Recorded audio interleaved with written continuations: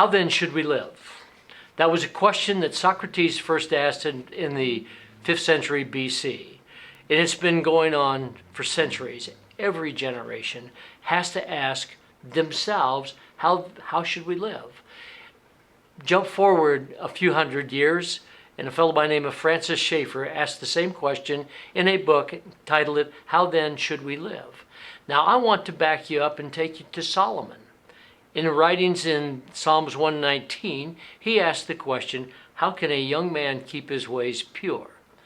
And it's laid out very comfortably that we live under the instructions and the precepts of a biblical approach to living style. That means our finances, that means our diet, that means in diet what we listen to, what we look at. So all of these principles are laid out for us.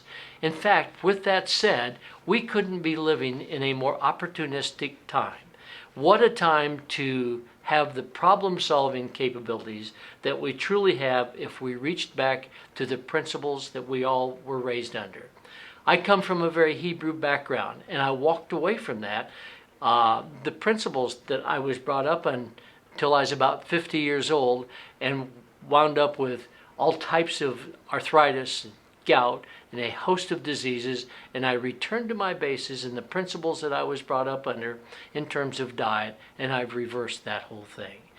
These are the things that we need to talk about. Understanding the environment that disease lives in.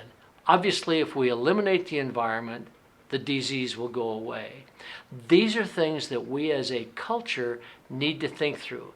In the coming weeks, I'm going to introduce you to a comprehensive approach to health, not only financial health, but physical health, emotional health, and even spiritual health. We are going to encompass every aspect of our life. Thank you again for visiting us.